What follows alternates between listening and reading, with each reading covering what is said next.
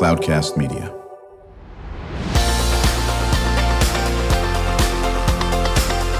Drew Schlosberg Spotlight on the Community Show, amplifying the voices of social impact organizations, entrepreneurs, local nonprofits, and other community champions who shape the culture, creativity, and connectivity of San Diego.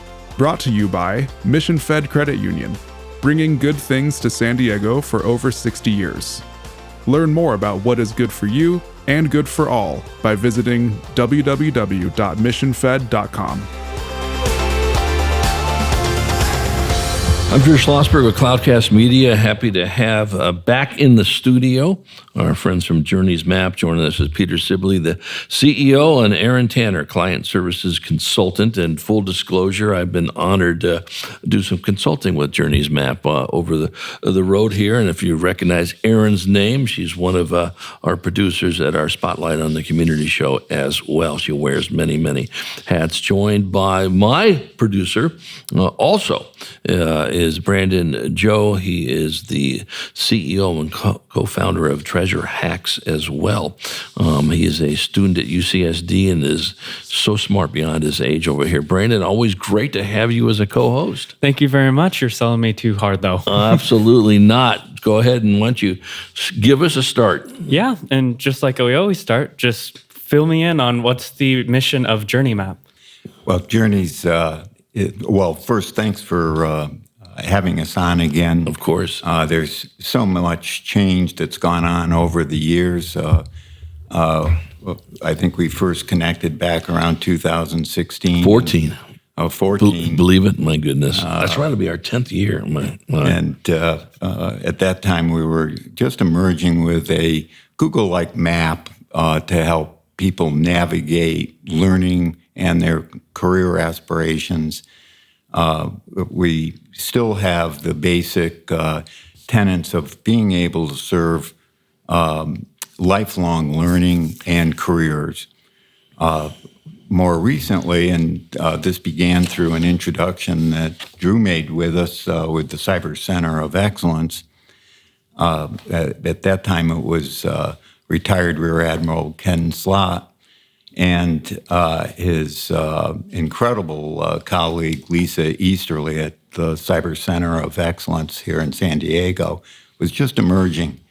And in those discussions, one of the key problems that the cyber industry has is to have a sustainable talent pipeline.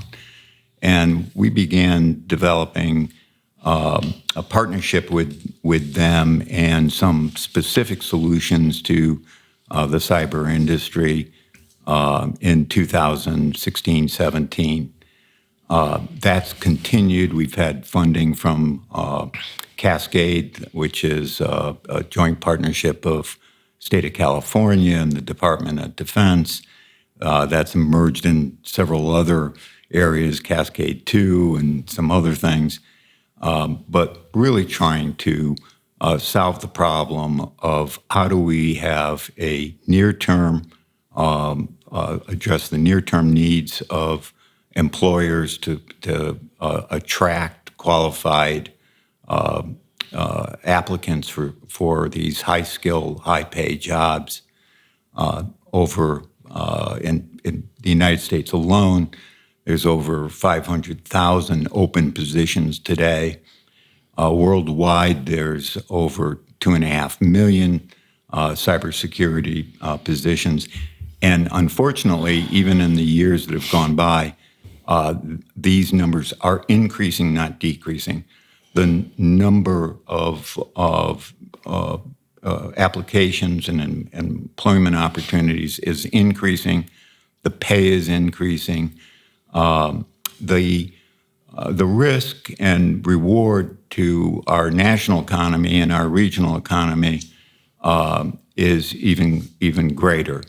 The number of small businesses, as an example, that are penetrated and very often ransomware. 6 months after that penetration, 50% of them are out of business. So this is not just something that happens to large banks and corporations and government entities. It's happening to in our neighborhoods, in our communities, and without having the talent, the tech isn't enough. So we need to have a sustainable, long-term talent pipeline for cybersecurity professionals, and have it be thought of really in the same regard as people used to think, I want to become a lawyer, or I want to become a teacher, or a healthcare worker, or an engineer. We need to make sure that for the longer run, that we're able to attract people into this profession, and then allow them to see the type of benefits that they will accrue in a lifetime success story. Yeah, and I think, Brandon, I'm going to have him, say a little bit what Treasure Hacks does, because it lines up sort of beautifully. Talk about your organization. Yeah, so what my organization does is sort of like the talent pipeline, where our goal is to help gamify soft skills to overcome the gaps in formal education, and giving a lot of these students internships from there by we bring in companies. They see students during our pitch competition where they solve one of the company's problems. So that instead of like on their resume, it says like teamwork, you get to see teamwork and communication and all that fun stuff. So, and you're able to bring in these students who are pre-sorted and interested in what you're doing. But outside of that, I'm just so very curious about cybersecurity, because it's an enigma to me. I feel like with how many tech people we have in schools, it is insane that there is a lack of people in cybersecurity. And even from my perspective, I haven't seen, there's not too many cybersecurity clubs. There's not too much emphasis in schools. I don't see it very often. And just out of curiosity, from your point of view, what do you think is the biggest struggle with establishing these pipelines for cybersecurity? Because I have a feeling it has to do something around the lines of you have to get like certified and like all that fun stuff. But tell me more. Great question, by the way. Yeah. Thanks, Brandon.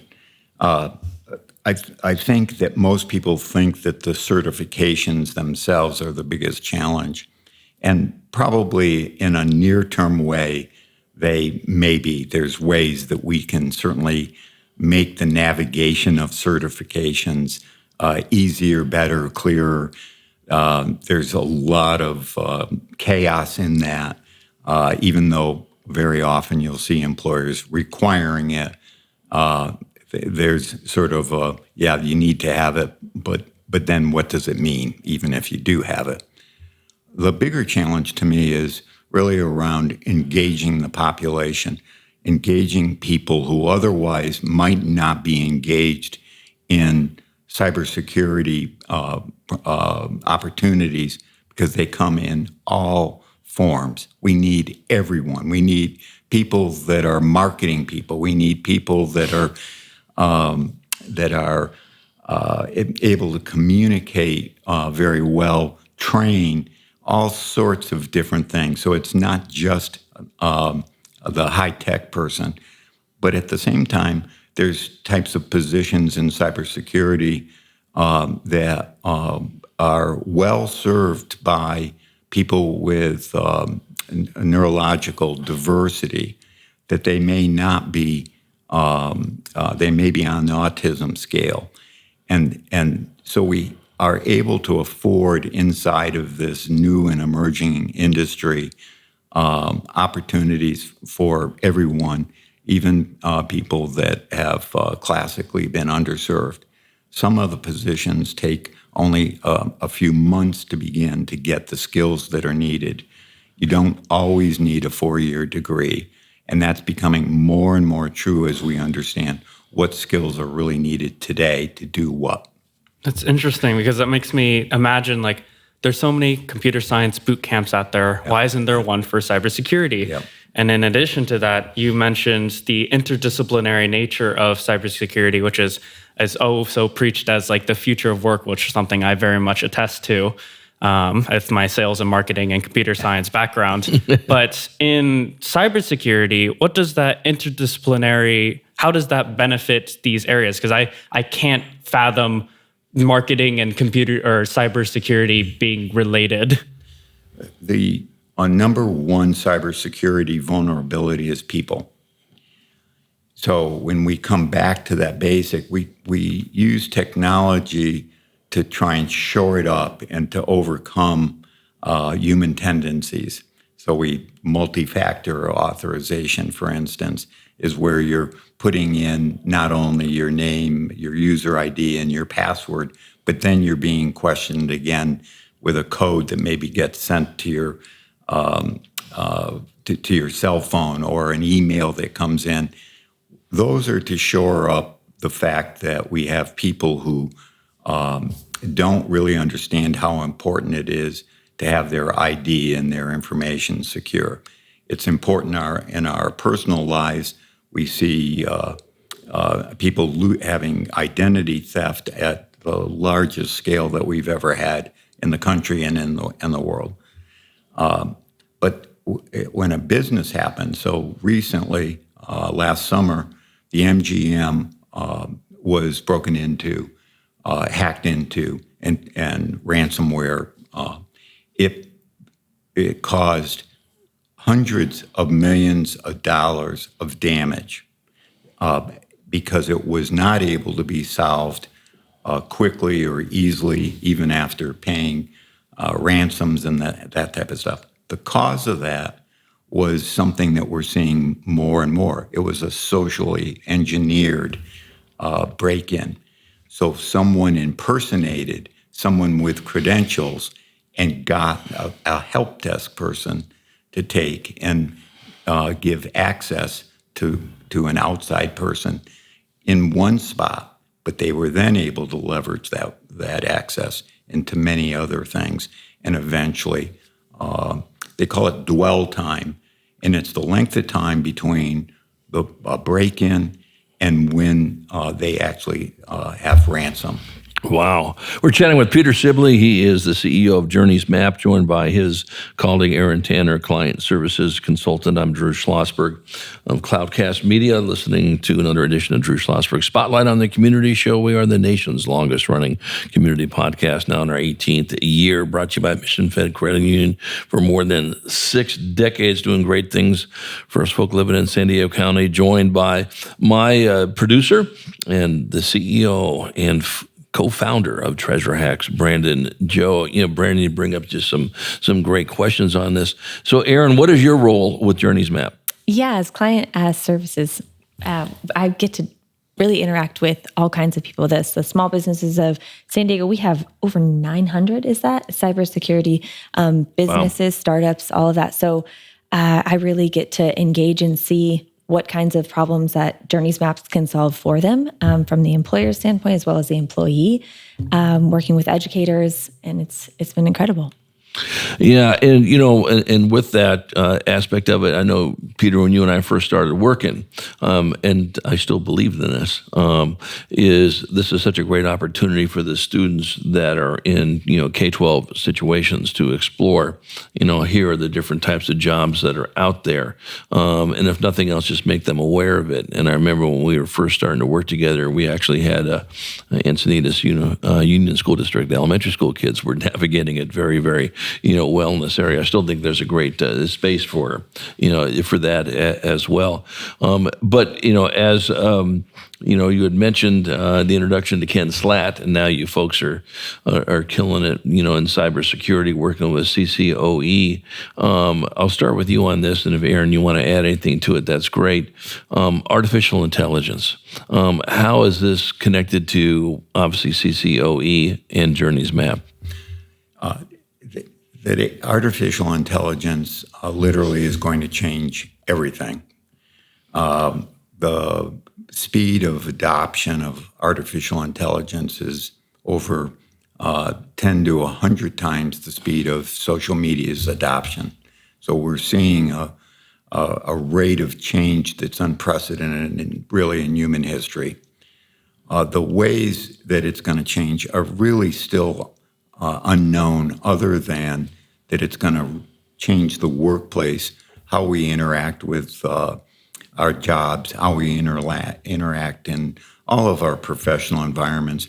And I would probably Erin would be better able to, as more of a sociologist around this stuff, would also be able to have a huge impact on how people interact with one another.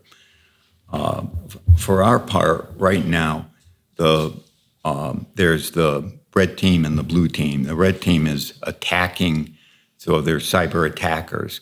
The blue team is defending. The advantage of AI is going right now to the red team. The attackers are taking much greater advantage of AI to impersonate people, deep fakes, all sorts of things. So the MGM one wasn't particularly using AI, but what we know and are beginning to see, and the FBI is reporting on this, is the use of AI to create voices that sound similar. So there was a voicemail sent out to people in Vermont, I believe it was, impersonating Joe Biden in a presidential campaign. Right. These same types of things are being used to get to help desks to impersonate people that have authority within an organization and to penetrate them. Now, it goes beyond not just voice fakes, it's video fakes and more even live streaming of what our images through our Zoom call. Well, we'll come back from break. I want to talk more about that. You were with me. I know Erin couldn't make it at a County Office of Education Cybersecurity Summit a couple of days ago at National University, and they had showcased one of the assistant superintendents, saying a message using his voice, and it was not his voice. It was someone that captured it. It was fascinating to see this. We want to talk about that. And also, when we come back from break, how Journeys Maps assist job applicants and employers with, help of, learning providers and so forth. And then Peter, as always, and you know this too, Erin, having been on the co-hosted as well. What can we do to support Journeys Map? When we return with Peter Sibley, CEO of Journeys Map, joined by Erin Tanner, Client Services Consultant for the organization. I'm Drew Schlosberg, and you've been listening to another edition of Drew Schlosberg Spotlight on the Community Show. We are the nation's longest-running community podcast, now in our 18th year, brought to you by Mission Fed Credit Union for 6 decades, doing great things in San Diego County. We will be right back. When you do your banking with Mission Fed, you get great rates on auto and home loans. That's good for you, but something good also happens for a lot of other people. We're not for profit, so we put money back into the community to help lots of great nonprofits to keep San Diego strong. So you're not just getting something good, you're doing something good. Come to Mission Fed. It's banking that's good for all. Brand amplification is the DNA of Cloudcast Media, and our code is the powerful blending of sound, voice, and storytelling to lift local brands and their communities. Whether it is our Brandcast, Schoolcast, or Causecast platforms, the unifying ethos is all about this community, the one you call home. If you dare to dream and want to explore the brand amplification of Cloudcast, a national leader in local podcasting and other Winfluence strategies, please visit us at cloudcast.us.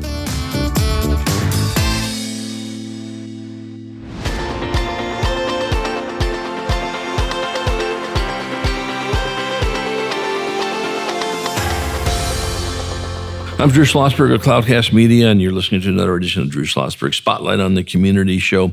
We're the nation's longest-running community podcast, now in our 18th year, brought to you by Mission Fed Credit Union, joined by my producer, or one of my producers, I should say, Brandon Joe. He's also the CEO and co-founder of Treasure Hacks. We are with Peter Sibley, CEO of Journeys Map, joined by its client services consultant, Erin Tanner, talking about cyber and AI and devious people. And as you said, I think the bad guys are winning early. Hopefully, we can reverse that aspect as it is on that.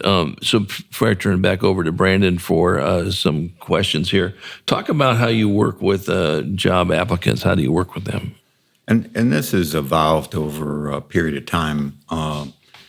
Initially, we were using Journeys Map to primarily explore, give people the ability to explore the possibilities. We still allow that, and it's key part of people finding out what they want to do. The second piece is, what are your skills? And in investigating those skills, there's a survey for a skills survey. More recently, we've really upped the game, and we're now able to take resumes and other types of accounting of a person's background in order to parse out the skills and then align them with national standards around skills. So this really empowers a person beyond, they may think they have a great communication skill or this, but we get their job, what their occupation is, and are able to then say, you are doing this, these are the skills that you have, and allows them to begin to build a skills portfolio as well. You know what I think what's great about this, and we've talked about it quite a bit, and you're so spot on this. Listen, you don't need to start over. No matter what the job is, you may be 60% there, you may be 80% there, and this is do what you've done, but now do these three things: get a certificate, do the hokey pokey, whatever the case may be, and you're going to be there. And how many people go, I got to start over, and you do not need to start over. I think that's so important. Brandon, what other questions do you have for Peter and or Erin? Well, you actually beat me to the punch, because I was going to ask about how I guess more specifically, the cybersecurity pipeline is looking, and how you guys sort of altered what you currently have to better serve the needs of that organization, and what are the needs of an organization like that while recruiting? Yeah. So we were talking in the lobby before coming in here about that for the employee, what are the benefits, and for the employer, and really it's a communication back and forth. I think that Journeys gives a way for a new student, a college student that's entering into computer science, and where can this really take me? What do I already have? When there's large question marks that they have just because they haven't entered the professional world yet, and how to communicate those things. So it's giving language. What is my value here? What do I have innately? And then what do I have through my experiences? Or what have I developed in those certifications? Because Journeys does say here's a ton of certifications that you can get. We're exploring those different pathways, that it's not always a 4-year degree that people need anymore. That is skills. There's a huge emphasis these days on that. So for the student, we have a lot of guests on this podcast that are military, that are veterans, that are transitioning out of that incredible background and have so much experience and so many skills. Where could they then else take that? And so saying, great, enter what you have. Here's what you could then, and then attaching it to different careers and those pathways and things. And then for the employer, if they have this new job, it's what are those skills, human, or I don't love the term soft skills, but human skills, and what are then those technical or hard skills? And then here is what our needs are now as a growing, evolving company.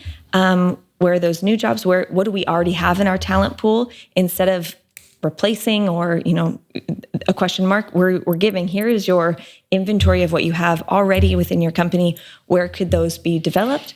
How could we develop our own pipeline or talent that we have here? And then what do we need to fill in? Wow. So essentially what I'm getting at, the highlight, is the personalization of both ends, of both the employer and the employee, which is something that I think as we move into the future of work, instead of going through like X, Y, and Z podcasts of like, you already know this, but our pipeline is very inflexible. You just go through the program, you'll find what you need. Instead, just meeting them where they're at is incredible. I love it. Yeah, exactly. And for those where they're missing those skills gaps, we have a skills gap analysis. So like you're able to really understand, well, if I want to go from here, that I'm in this company, I love the culture here, I want to stay here, what kind of certifications can I get that then help me upskill and then go over to that new job within this company or otherwise. So just informing. How can I sign up? I say this, but all the time. You can. It's free. Yeah, exactly. Really? It is. Yeah. I cried when I learned about Journeys because it is so powerful. It is. Mm-hmm. It is, and it's something. If nothing else, it's just a great tool. Peter knows this story. I think one of the more heartwarming ones of this, we were working many, many moons ago with the superintendent of San Ysidro School District. And San Ysidro, 1/5 of their students are considered homeless. And then I started living on the street, but they just don't have a permanent home. And when we introduced Journeys Map and it's a pretty poor school district, to the superintendent, he said, I want every one of my students getting this. And it's not that they're necessarily going to become a molecular biology expert. It's that I want them to know that there are many jobs out there. And certainly they can continue in doing what their parents are doing. That's if they want to do. But I want them to be exposed to this. And this was the poorest of the poor school districts.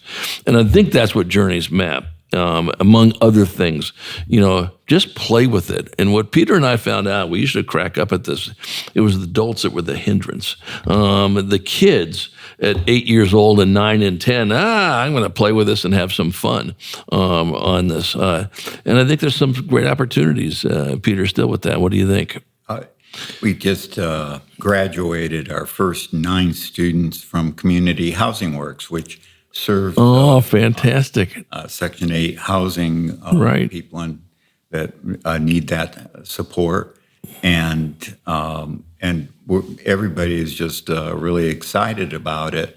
Is that here's an underserved, underrepresented, often multi-generational of economic problems and dislocation, and now those students that are in the families of those being served by the housing, the subsidized housing, are getting a chance, just like you were saying, Drew, to see what these other opportunities are, and we're hoping that we truly make it possible for them to see themselves doing those jobs, right? Whatever it is. No, I think that's great. As we wrap up here, Peter, and you can jump in this as well, Erin, what can we do? What can our listeners do to support your efforts at Journeys Map?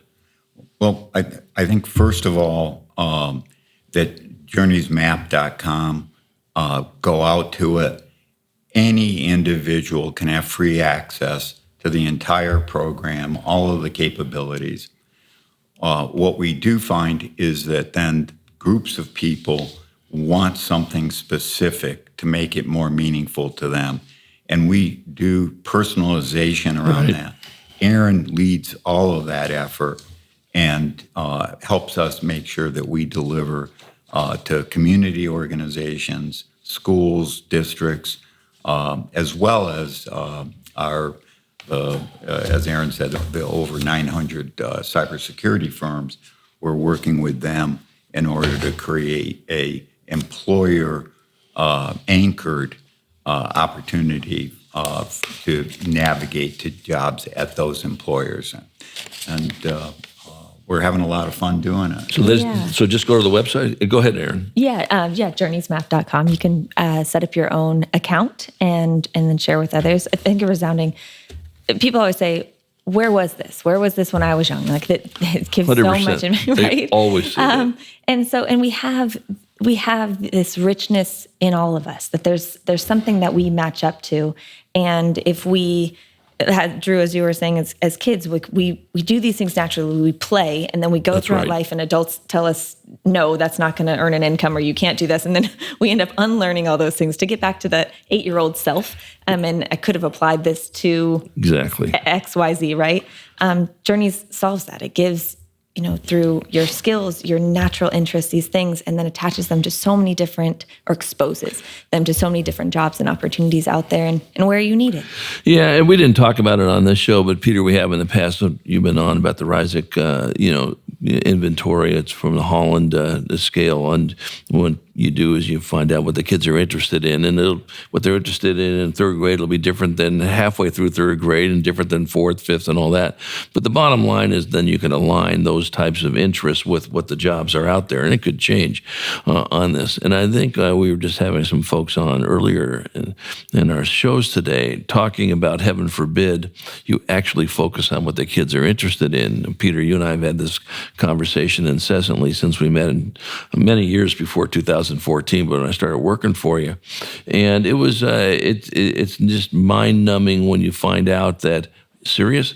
Fortunately, the schools are changing a lot, which is good, for the better in this. We want to focus on what those kids are interested in, and we got to meet them, I think a little bit what Brandon was talking about, and you were where they are. Journeys Map can do this. Well, wishing you nothing but great success moving forward, as we always do. Erin knows this well as Brandon does, but Peter, why don't you bring in a client or somebody? I'd love to have one of the Housing Works people in. I know a gal. Yeah, good. To share and say, this is what it's done for me. This is what it's meant. And, people first look at Journeys Map. Oh, man, this is for somebody who's getting a PhD in UCSD. And I say, no, we're using it with folks that just as important, but they're maybe not the same skill sets that have Section 8 and all that business. So let's make sure that we tee that up. I'll circle back to you on that, okay, Erin? Absolutely. We'll make that happen. Cool. Peter, always good seeing you, my longtime good friend, and Erin, you too, and just continue to kick it so well with Journeys Map. Great job, Brandon. We've been fortunate to have Brandon as one of my producers of the show. He's done a great job on this. I'll probably be taking over the show pretty soon and do a much better job than I am. We'll probably take you at least a week to get to that point, though. Okay, in that area, and just wishing him nothing but great success. And we'll look forward to having you folks back on. You've been listening to an episode of Drew Schlosberg's Spotlight on the Community Show, amplifying the voices of social impact organizations, entrepreneurs, local nonprofits, and other community champions who shape the culture, creativity, and connectivity of San Diego community. Brought to you by Mission Fed Credit Union, bringing good things to San Diego for over 60 years. Learn more about what is good for you and good for all by visiting www.missionfed.com.